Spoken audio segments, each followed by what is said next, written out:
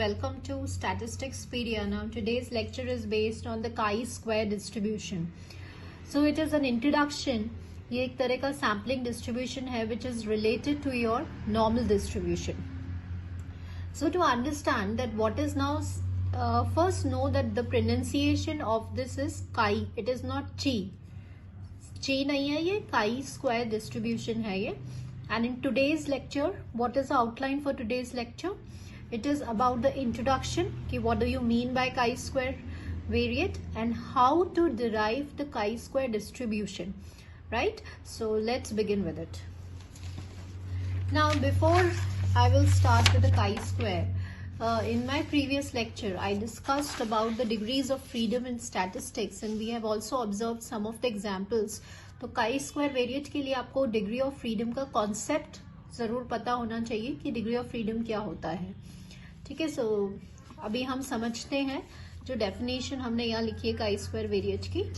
So let's start with it. See X जो होता है, मैंने आपको क्या बोला, काई स्क्वायर डिस्ट्रीब्यूशन बेसिकली क्या है. It is related, it is one of the sampling distribution which is related to your normal distribution. तो एक्स हमारे पास एक नॉर्मल वेरिएट है. Yes, this is with the normal variate के दो parameters होते हैं, mu and sigma square. Now in my previous lecture, I have also explained you about what do you mean by parameter, what do you mean by sampling distribution, and all these definitions along with an explanation.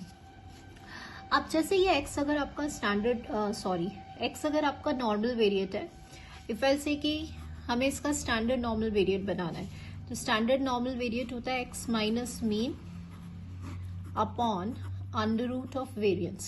That means x minus mu by sigma. Now you know that कि standard normal variate always follows normal distribution with the mean 0 and variance 1. ये हमें पता है. Now what is chi-square?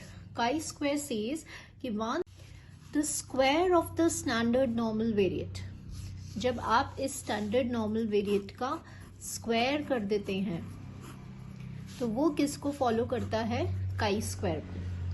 अब यहाँ पे कितने variables हैं, सिर्फ एक ही वेरिएबल है, तो यहाँ पे इसका डिग्री ऑफ फ्रीडम क्या हो जाएगा, 1. डिग्री ऑफ फ्रीडम मतलब कितने इंडिपेंडेंट वेरिएंट्स है.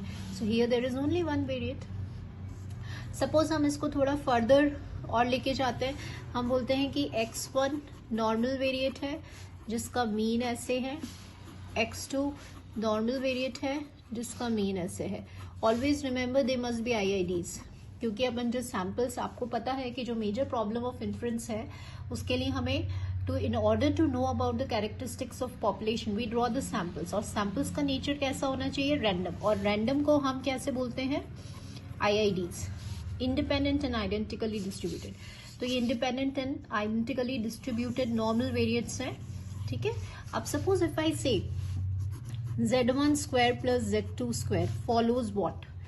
तो you know that कि what is z1 basically? z1 क्या है, यही z1 है. z1 मतलब ये formula. And what is z2? ये दोनों z2 हैं. अब अगर xi's इंडिपेंडेंट है तो zi भी कैसे हो जाएंगे, इंडिपेंडेंट ऑब्वियसली, क्योंकि z मतलब क्या है, x minus mu by sigma. तो ऐसे if I ask you x z1 z2 z3 ये IIDs हैं तो ये क्या हो जाएंगे. ठीक है, तो ऐसे ही अगर हमारे पास n है, IIDs हैं, तो आप n इंडिपेंडेंट स्क्वायर कर रहे हैं स्टैंडर्ड नॉर्मल वेरिएट्स का, तो it follows what, chi square with n degree of freedom. So here we summarized what we have studied कि बेसिकली काई स्क्वायर क्या होता है, square of standard normal variate. लेकिन अगर आप एक वेरिएट इंडिपेंडेंट वेरिएट का स्क्वायर कर रहे हैं तो उसका डिग्री ऑफ फ्रीडम 1 हो जाएगा. अगर आप 2 इंडिपेंडेंट स्टैंडर्ड नॉर्मल वेरिएट का करोगे तो 2 हो जाएगा, और n का करोगे तो n हो जाएगा. तो sometimes if you are in BSc और इन MSc समटाइम्स आता है define chi square with 1 and n degrees of freedom. So this is the definition. तो इसको हमने मोर प्रिसाइसली, ये तो एक्सप्लेनेशन पार्ट था. Now how to represent your answer, ये हमने यहाँ पे देखा है. So let's start with it. So chi-square variate is what? Square of the standard normal variate, right? This is chi-square variate. Now here we have explained कि अगर x आपका normal variate है तो उसका standard normal variate ये हो जाएगा. यहाँ पे क्योंकि एक variate का square हो रहा है, so it follows chi-square with 1 degrees of freedom. Similarly, if we have z1 square, z2 square, it will follow chi-square with 2 degree, provided all the xi should be IIDs, क्योंकि random samples होते हैं, that's why. Right तो ऐसे ही अगर आपके पास 3 है तो इसका हो जाएगा काई स्क्वायर 3 डिग्री के साथ. सपोज अगर आपका डेफिनेशन आता है define chi square for n degrees of freedom, तो सबसे पहले एक्सरसाइज आपके स्टैंडर्ड नॉर्मल वेरिएट्स है with the mean mu I and variance sigma I square, they must be independent. and अगर आप इसका स्क्वायर कर रहे हैं किसका? स्टैंडर्ड नॉर्मल वेरिएट्स का, तो क्योंकि एक्सरसाइज इंडिपेंडेंट है तो जेड आईज भी कैसे होंगे? इंडिपेंडेंट हो जाएंगे. और कितने स्टैंडर्ड नॉर्मल वेरिएट का स्क्वायर हो रहा है? कितने वेरिएट्स यहाँ पे इंडिपेंडेंट है? n. इसलिए इसको फॉलो करेगा काई स्क्वायर को. कितने वेरिएट्स के साथ? n के साथ. या n उसका डिग्री ऑफ फ्रीडम हो जाएगा. ठीक है. More precisely we have just substituted the value z1, z2, z3. तो समटाइम्स हम इसको इन शॉर्ट हैंड नोटेशन ये भी हो जाता है summation x I minus mu I square by sigma I square. तो अब आपको जैसे ऑब्जेक्टिव क्वेश्चंस में अगर सपोज ये लिखा हुआ है, अगर किसी एक्सप्रेशन में ये आ गया, तो क्विकली आपको देखना है कि ये कुछ नहीं है, ये स्क्वायर है. किसका स्क्वायर है? स्टैंडर्ड नॉर्मल वेरिएट का स्क्वायर है. ठीक है, ऐसा है ये. और आपको क्या पता है ये आईआईडीज हैं, तो that means square of this will follow काई स्क्वायर विद n. तो इसी एक्सप्रेशन का ये जो फॉर्म है बेसिकली ये आपके ऑब्जेक्टिव के अंदर काम में आता है ये एक्सप्रेशन. ठीक है. नाउ लेट्स अंडरस्टैंड ग्राफिकली कि सपोज अगर अपन स्टैंडर्ड नॉर्मल वेरिएट कर्व बनाते हैं, तो बेल शेप्ड कर्व है, सिमेट्रिकल है, ये आपका z0 है ना. यहाँ पे all -1 +1, this is -2, this is +2 -3 and so on. ये हमने रफली एक बार z का स्टैंडर्ड नॉर्मल वेरिएट का कर्व बना दिया. अब आप क्या कह रहे हो कि बेसिकली आप स्टैंडर्ड नॉर्मल वेरिएट का स्क्वायर कर रहे हैं, तो वो किसका बनेगा? काई स्क्वायर का. तो कैसा ग्राफ बनेगा काई स्क्वायर का? बेसिकली आप क्योंकि नेगेटिव टर्म्स आपकी सारी स्क्वायर हो रही है, तो आपको ये तो समझ में आ गया कि chi square will be greater than equals to 0. Yes, positive है ना, क्योंकि आप it is nothing but it is what? It is a square of standard normal. तो यहां से स्टार्ट ये वाला पार्ट हो जाएगा. ठीक है. वंस यू विल प्लॉट तो ऐसा ग्राफ बनेगा. ठीक है. ये आपका काई स्क्वायर का है जो कैसा होगा? 0 to infinity. तो इसका मतलब इसकी जो मिनिमम वैल्यू है वो तो 0 होगी और मैक्सिमम वैल्यू का कोई लिमिट नहीं है, इट विल बी इन्फिनिटी. तो what will be the range of chi square? 0 to infinity and it will assume all the positive values being the square of the standard normal variate.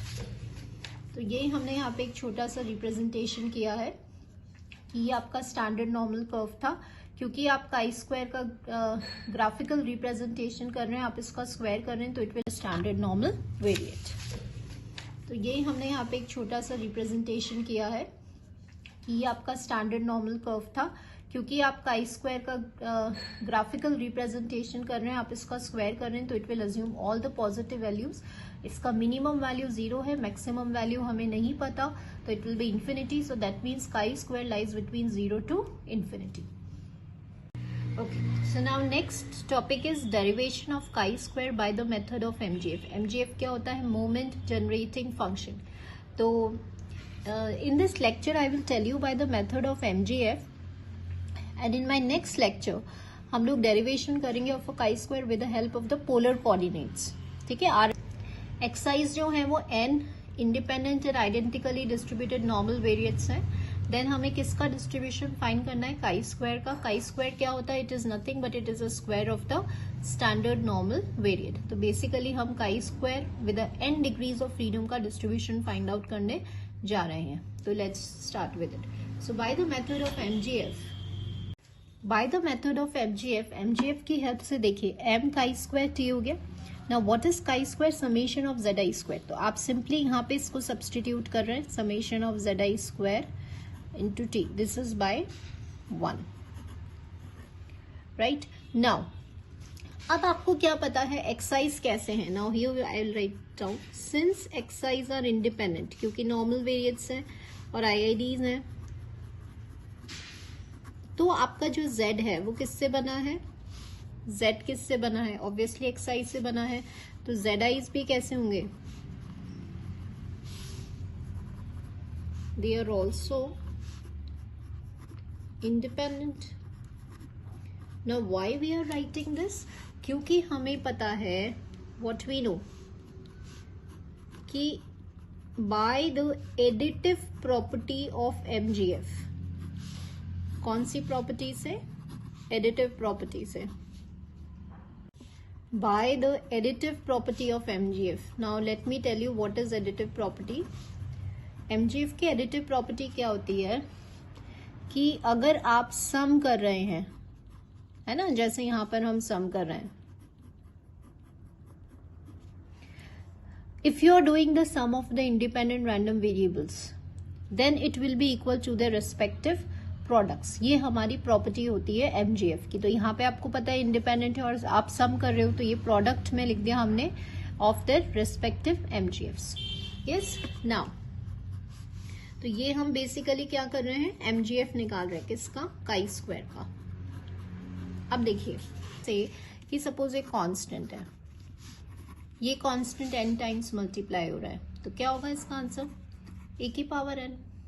Now what is the reason behind telling. Now देखो ये m zi square t है. Yes, तो suppose अगर हम ये कह रहे हैं कि m आपका क्या है, zi स्क्वायर, तो m z1 स्क्वायर t भी a है, m z2 स्क्वायर t भी a है, क्योंकि मोमेंट जनरेटिंग फंक्शन सेम होगा, a है. तो बेसिकली ये a कितने टाइम्स मल्टीप्लाई होगा, इसका मतलब होता है प्रोडक्ट मीन्स मल्टीप्लाई. कितने टाइम्स हो रहा है, n टाइम्स, तो आप इसको क्या लिख रहे हैं, a की पावर n. तो यहाँ पे थोड़ा सा क्या हो जाएगा, यूजिंग दिस प्रॉपर्टी, क्योंकि सबके MgF कैसे होंगे, सेम होंगे, और सेम वैल्यू कितनी बार मल्टीप्लाई हो रही है, n टाइम्स, तो इसलिए ये हो गया. ठीक है, and we will mark this equation as second.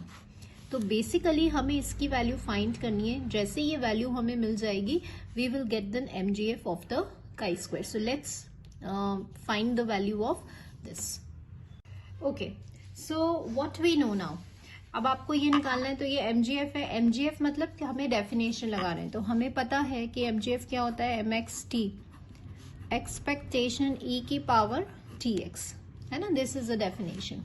मतलब आप basically expectation e to the power इसको मल्टीप्लाई कर देते हैं, तो यहाँ क्या हो जाएगा, expectation e to the power, ये मल्टीप्लाई हो जाएगा तो t zi स्क्वायर. ठीक है, ये हो गया. Now what is the definition of expectation, what is the definition of expectation. Now being a continuous distribution, expectation मतलब x fx and dx, right. तो यहाँ पर देखिए e t zi square f of zi into d of zi.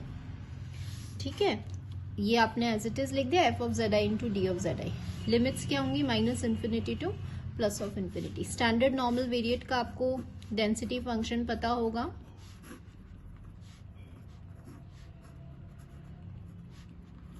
E minus Z I square by 2 into D of Z आई.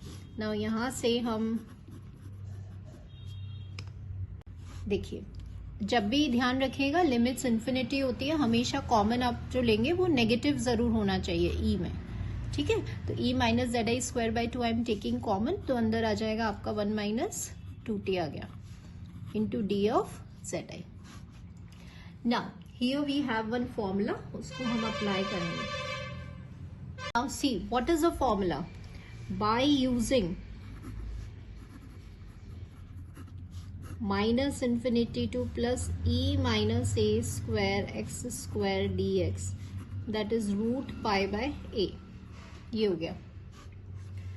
अब यहाँ पे आप देख रहे हैं कि once you will compare this and this, जब आप इसको कंपेयर कर रहे हैं तो यहाँ पे what we will get, X square, तो यहाँ पे जेड आई स्क्वायर है. ठीक है, डी एक्स मतलब यहाँ डी जेड आई, तो what is a square, A square हो गया 1 माइनस 2t बाई 2, ये आपका ए स्क्वायर हो गया.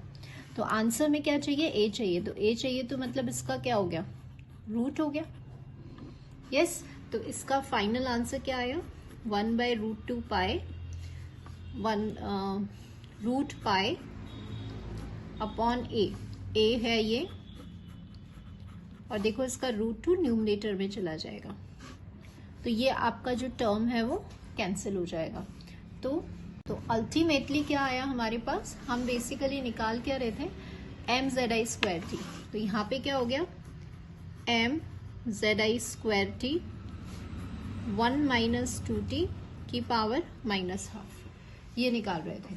नाउ अब यहाँ पे आपने देखा कि m का स्क्वायर टी किसके इक्वल है, इसके इक्वल। ये वाली वैल्यू आपने अभी अभी क्या फाइंड किया है, यहाँ पे आपने फाइंड कर लिया। आप सिंपली इसको कहाँ सब्सटीट्यूट करेंगे, इक्वेशन नंबर सेकंड में, तो हमें क्या मिल जाएगा, mgf मिल जाएगा, किसका, काई स्क्वायर का। तो by putting into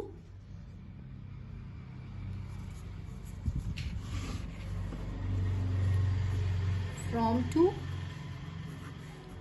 m of chi square t will be 1 minus 2t की पावर minus n by 2.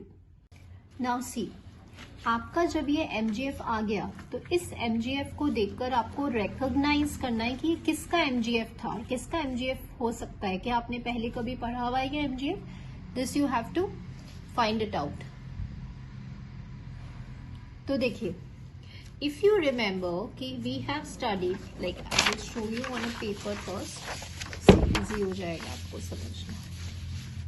देखिए 1 माइनस t बाई a की पावर माइनस लैम्डा है ना, ये हमने पढ़ा था गामा डिस्ट्रीब्यूशन का mgf होता है। ये गामा डिस्ट्रीब्यूशन जो बाई पैरामेट्रिक है, a and lambda.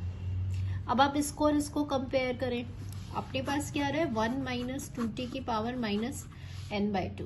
Once you will compare this and this, तो लैम्डा तो क्या हो गया, n बाई 2 हो गया, और यहाँ पे जब इसको इससे कंपेयर करेंगे तो 2t is equals to t by a, तो t से t कैंसिल, तो a क्या हो गया, हाफ हो गया। तो हमने क्या बोला कि ये जो mgf है, इस mgf को देखकर आपने क्या रिकॉग्नाइज करा कि ये mgf किसके जैसा है, ये गामा डिस्ट्रीब्यूशन के जैसा है, जिसमें a की वैल्यू तो हाफ है और लैम्डा की वैल्यू n बाई 2 है। तो इसको हम बोलते हैं uniqueness theorem of mgf। Uniqueness theorem of mgf means कि इस mgf को देखकर we have identified the distribution and that distribution is gamma distribution, जिसमें तो ये आपका mgf कब आएगा, किसका है ये mgf, काई स्क्वायर का। ये कब आएगा, जब आप गामा डिस्ट्रीब्यूशन में a की जगह 1 बाई 2 पुट करेंगे और लैम्डा की जगह जब आप n बाई 2 पुट करेंगे तो आपको ये मिल जाएगा। ठीक है, so here we will write what I have written कि यूनिकनेस थ्योरम ऑफ mgf से आपका लास्ट ये जो mgf आया था, आई टोल्ड यू कि कैसे हमने कंपेयर किया। So by the uniqueness theorem of mgf chi square gamma variate हो गया, जिसके पैरामीटर ये तो a है, a तो आपका क्या हो गया, हाफ हो गया, और लैम्डा आपका क्या हो गया, n बाई 2 हो गया।